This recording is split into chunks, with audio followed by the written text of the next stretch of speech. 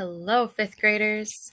All right, so today we're going to be reading chapters 9 and 10 of Number the Stars. So in the last chapter, we were kind of seeing what things were like at Uncle Henrik's house, his farm. Uncle Henrik and Anne-Marie's mom used that phrase again. Good weather, is it good weather to go fishing? Or it will be good weather to go fishing. And we know that's a code for something, but we're not 100% sure what yet. And Anne-Marie's mom and Uncle Henrik talked about how their great aunt Berta died. But Anne-Marie is, she said, quite certain that there was no great aunt Berta. She didn't exist. And so we're wondering, okay, why are they saying that's happened? Why are they saying that their great aunt Berta is going to be laid to rest, but she's going to rest in a coffin in the living room for a little bit? First, when there is no great aunt Berta. So hopefully we can get some answers in these chapters. So chapter 9, page 74. Why are you lying? Anne-Marie went outside alone after supper. Through the open kitchen window, she could hear Mama and Ellen talking as they washed the dishes. Kirsty, she knew, was busy on the floor playing with the old dolls she had found upstairs, the dolls that had been Mama's once long ago. The kitten had fled when she tried to dress it and disappeared. She wandered to the barn where Uncle Henrik was milking Blossom. He was kneeling on the straw-covered floor beside the cow, his shoulder pressed against her heavy side, his strong tanned hands rhythmically urging her milk into the spotless bucket. The god of thunder sat alertly poised nearby, watching. That's the cat. Blossom looked up at Anne-Marie with big brown eyes and moved her wrinkled mouth like an old woman adjusting false teeth. Anne-Marie leaned against the ancient splintery wood of the barn wall and listened to the sharp rattling sound of the streams of milk as they hit the sides of the bucket. Uncle Henrik glanced over at her and smiled without pausing in rhythm of milking. He didn't say anything. Through the barn windows, the pinkish light of sunset fell in irregular shapes upon the stacked hay. Flecks of dust and straw floated there in the light. Uncle Henrik, Anne-Marie said suddenly, her voice cold, you are lying to me, you and Mama both. His strong hands continued, deftly pressing like a pulse against the cow. The steady streams of milk still came. He looked at her again, his deep blue eyes kind and questioning. You are angry, he said. Yes. Mama has never lied to me before. Never. But I know there is no great Aunt Berta. Never once, in all the stories I've heard and all the old pictures I've seen, has there been a great Aunt Berta. Uncle Henrik sighed. Blossom looked back at him as if to say, almost done, and indeed, the streams of milk lessened and slowed. He tugged at the cow gently but firmly, pulling down the last of the milk. The bucket was half full, frothy on the top. Finally, he set it aside and washed the cow's udder with a clean, damp cloth. Then he lifted the bucket to a shelf and covered it. He rubbed the cow's neck affectionately. At last he turned to Anne-Marie as he wiped his own hands with the cloth. How brave are you, little Anne-Marie? He asked suddenly. She was startled and dismayed. It was a question she did not want to be asked. When she asked it of herself, she didn't like her own answer. Not very, she confessed, looking at the floor of the barn. Tall Uncle Henrik knelt before her so that his face was level with hers. Behind him, Blossom lowered her head, grasped a mouthful of hay in her mouth, and drew it in with her tongue. The kitten cocked its head, waiting, still hoping for spilled milk. I think that is not true, Uncle Henrik said. I think you are like your mama, and like your papa, and like me. Frightened, but determined, and if the time came to be brave, I am quite sure you would be very, very brave. But, he added, it is much easier to be brave if you do not know everything. And so your mama does not know everything. Neither do I. We know only what we need to know. Do you understand what I am saying? He asked, looking into her eyes. Anne-Marie frowned. She wasn't sure. What did bravery mean? She had been very frightened the day. Not long ago, though now it seemed far in the past, when the soldier had stopped her on the street and asked questions in his rough voice. And she had not known everything then. She had not known that the Germans were going to take away the Jews. And so when the soldier asked, looking at Ellen that day, what is your friend's name? She had been able to answer him, even though she was frightened. If she had known everything, it would not have been so easy to be brave. She began to understand just a little. Yes, she said to Uncle Henrik. I think I understand. You guessed correctly, he told her. There is no great Aunt Berta, and never has been. Your mamma lied to you, and so did I. We did so, he explained, to help you be brave because we love you. Will you forgive us for that? Anne-Marie nodded. She felt older suddenly. And I'm not going to tell you any more, not now, for the same reason. Do you understand? Anne-Marie nodded again. Suddenly there was a noise outside. Uncle Henrik's shoulders stiffened. He rose quickly, went to the window of the barn, stood in the shadows, and looked out. Then he turned back to Anne-Marie. It is the hearse, he said. It is great Aunt Berta who never was. He smiled wryly. So, my little friend, it is time for the night of mourning to begin. Are you ready? Anne-Marie took her uncle's hand and he led her from the barn. Fifth grade, do you understand what Uncle Henrik was saying when he said it is much easier to be brave if you do not know everything? Do you understand what he means? So, if we think about the situation, obviously, Uncle Henrik and Mama are planning something, right? We can kind of agree on that. We might not know what exactly, but they're planning something. Now, they're adults, right? They know how to keep secrets and go along with the plan. Will children necessarily always be able to do that? Will they always be able to go along with the plan if they were to be able to tell them everything? No. First of all, we talked about this with Kirsty. You know, Kirsty may understand why she needs to keep Ellen's real name a secret, but she could slip up, right? She's so little. Yeah, that's one reason. But also, would you say this is a serious situation that Anne-Marie, Ellen, and all of them are in right now? Yes, it's extremely serious. You know, we know about the Holocaust that unfortunately Hitler decided that the Nazis were going to go after Jewish people. And they decided they didn't want Jewish people living anymore. So they did take them. So this is a very serious situation. And it's very serious that Anne-Marie and her family are hiding Ellen because they are in danger, right?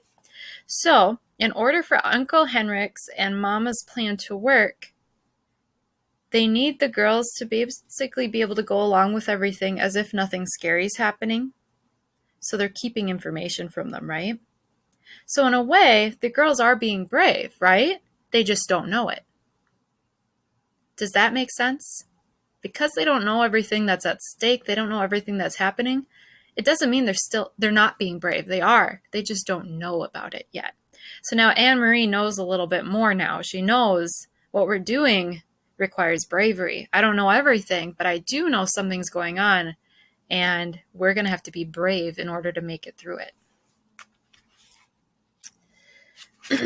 So now we're on 78. The gleaming wooden casket rested on supports in the center of the living room, was surrounded by the fragile, papery flowers that Anne-Marie and Ellen had picked that afternoon. Lighted candles stood in holders on the table and cast a soft, flickering light.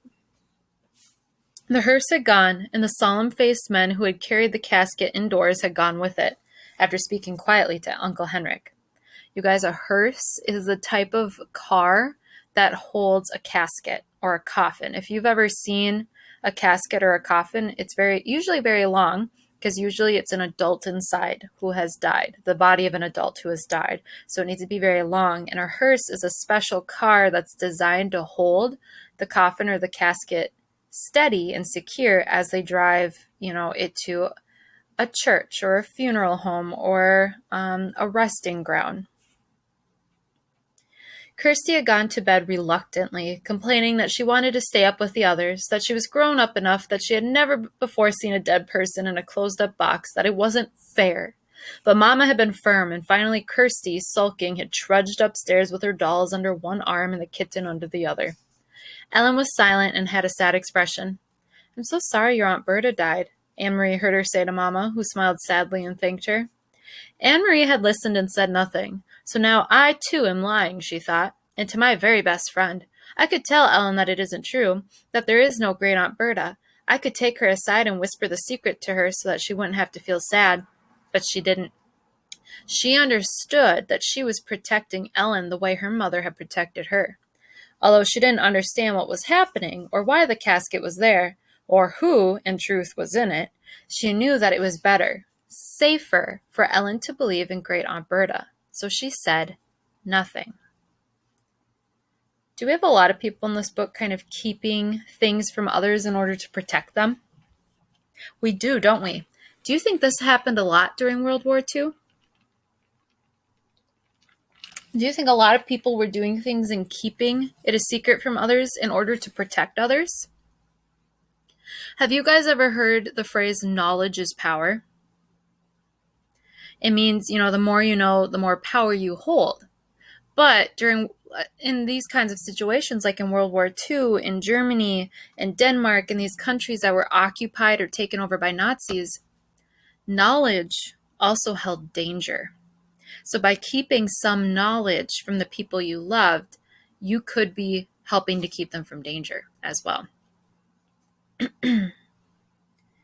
Other people came as the night sky grew darker. A man and a woman, both of them dressed in dark clothing, the woman carrying a sleeping baby, appeared at the door, and Uncle Henrik gestured them inside. They nodded to Mama and to the girls. They went, following Uncle Henrik to the living room, and sat down quietly. "Friends of Great Aunt Berta," Mama said quietly in response to Anne-Marie's questioning look. Anne-Marie knew that Mama was lying again, and she could see that Mama understood that she knew. They looked at each other for a long time and said nothing. In that moment, with that look, they became equals. Now, why did they become equals, 5th grade? Before this moment, did Anne-Marie's mom know that Anne-Marie knew about there not being a Great Aunt Berta? No. So, Anne-Marie's mom, realizing Anne-Marie knows the truth, or at least some of the truth, they're on that equal level of knowledge now. From the living room came the sound of a sleepy baby's brief wail. Anne-Marie glanced through the door and saw the woman open her blouse and begin to nurse the infant, who quieted. Another man arrived, an old man, bearded. Quietly, he went to the living room and sat down, saying nothing to the others, who only glanced at him. The young woman lifted her baby's blanket, covering its face in her own breast. The old man bent his head forward and closed his eyes as if he were praying. His mouth moved silently, forming words that no one could hear. Anne-Marie stood in the doorway, watching the mourners as they sat in the candlelit room. Then she turned back to the kitchen and began to help Ellen and Mama as they prepared food. In Copenhagen, she remembered, when Lisa died, friends had come to their apartment every evening. All of them had brought food so that Mama wouldn't need to cook. Why hadn't these people brought food? Why didn't they talk? In Copenhagen, even though the talk was sad, people had spoken softly to one another and to Mama and Papa. They had talked about Lisa, remembering happier times. Thinking about it as she sliced cheese in the kitchen, Anne-Marie realized that these people had nothing to talk about. They couldn't speak of happier times with Great Aunt Berta when there had never been a Great Aunt Berta at all. Uncle Henrik came into the kitchen. He glanced at his watch and then at Mama. "It's getting late," he said. "I should go to the boat." He looked worried. He blew out the candle so that there would be no light at all and opened the door. He stared beyond the gnarled apple tree into the darkness. "Good. Here they come," he said in a low, relieved voice. "Ellen, come with me." Ellen looked questioningly toward Mama, who nodded. "Go with Henrik," she said. Anne-Marie watched, still holding the wedge of firm cheese in her hand, as Ellen followed Uncle Henrik into the yard. She could hear a sharp, low cry from Ellen, and then the sound of voices speaking softly.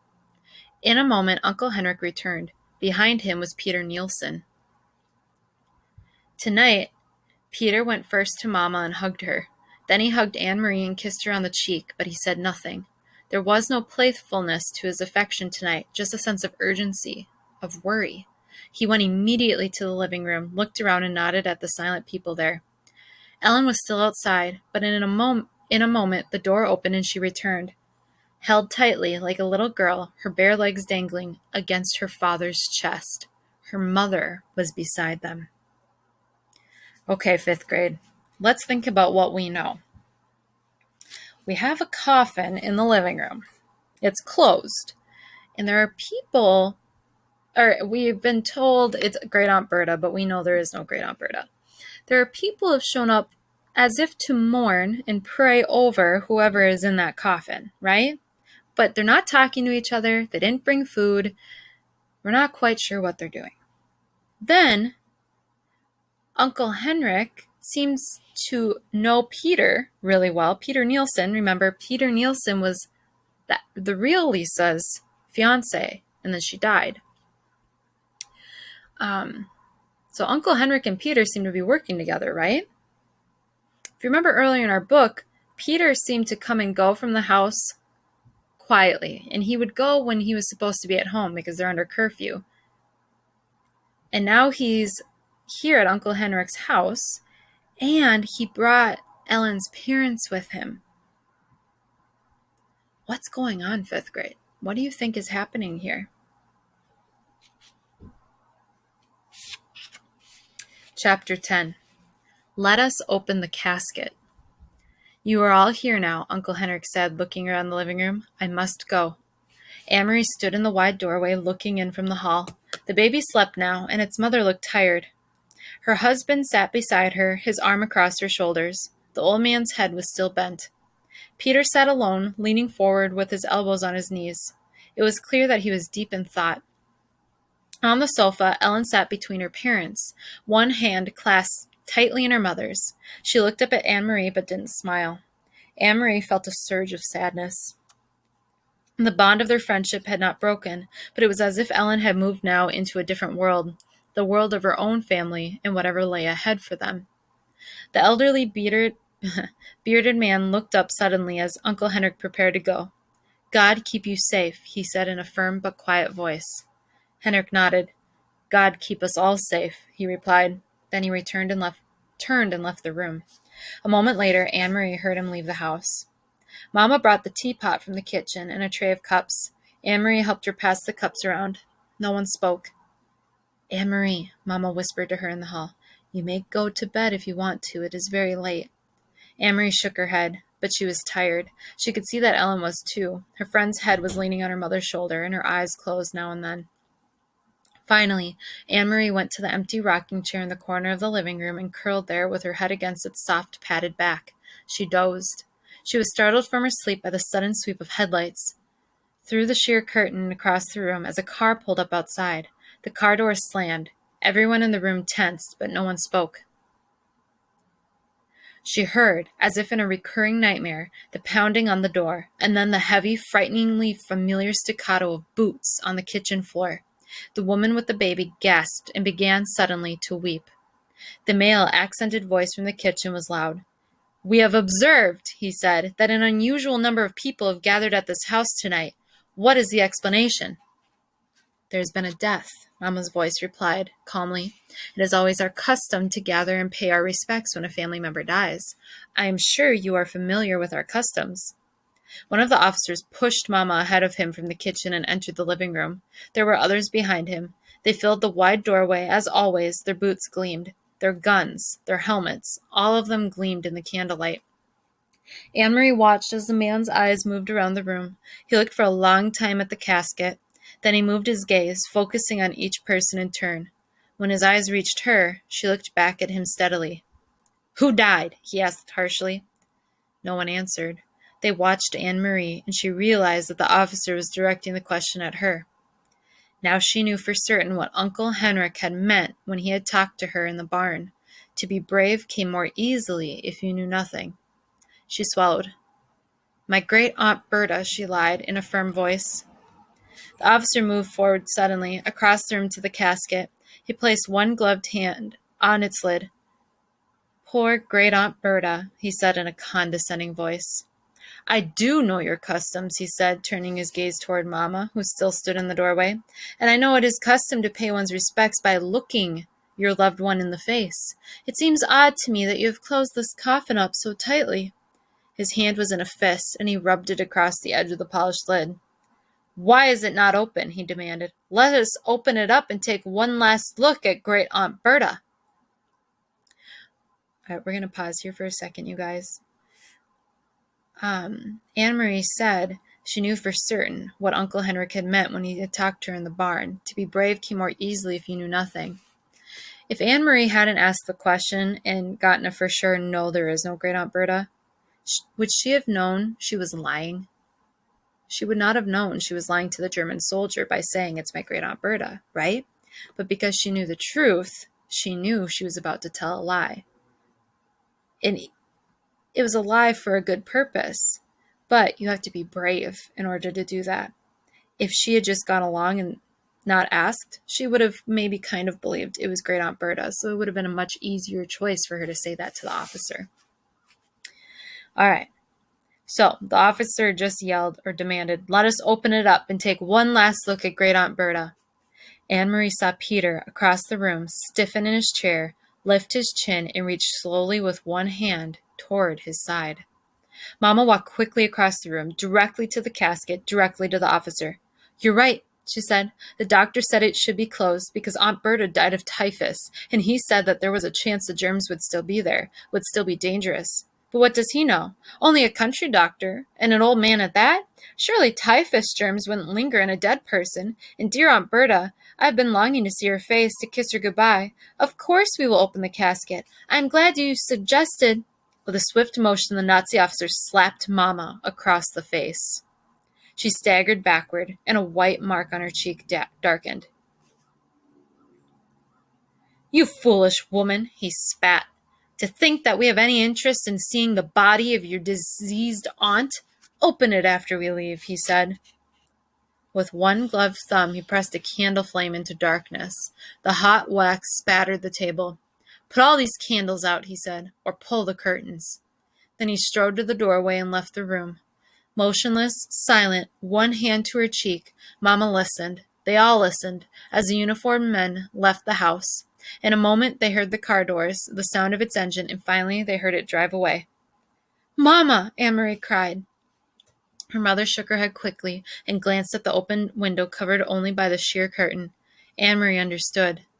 There might still be soldiers outside, watching, listening. Peter stood and drew the dark curtains across the windows. He relit the extinguished candle. Then he reached for the old Bible that had always been there on the mantel. He opened it quickly and said, "I will read a psalm."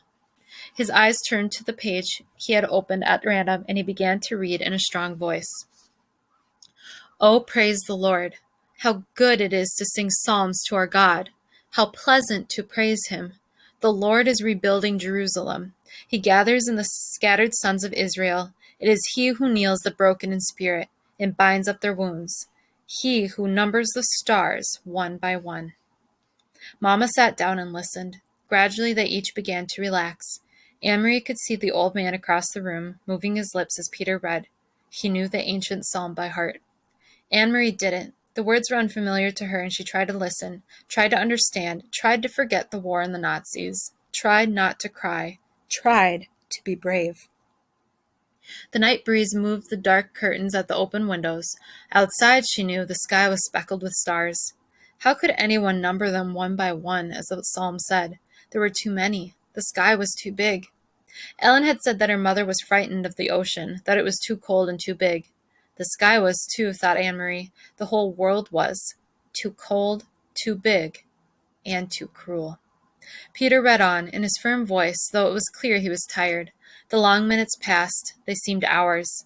Finally, still reading, he moved quietly to the window. He closed the Bible and listened to the quiet night. Then he looked around the room. "Now," he said, "it is time." First, he closed the windows. Then he went to the casket and opened the lid. And we're going to stop there. So, fifth grade. It seems Nazis are kind of everywhere, and they pay attention to everything, don't they? Would you think anything of, 2, 4, 6, 8 people gathering in a house? No. But during this time, remember, the Nazis are going around and rounding up people who are Jewish to take them away. Do you think they are suspicious of large gatherings of people? Do you think they're worried that people may be trying to hide some of the Jewish people from them? Is that what Anne Marie and her family are doing? Are they hiding Ellen and her family? They are. They are definitely hiding them. So, how do we think about what do you think about how the Nazis treat others? They don't treat others very well, do they? They slapped Anne Marie's mom across her face, across her cheek.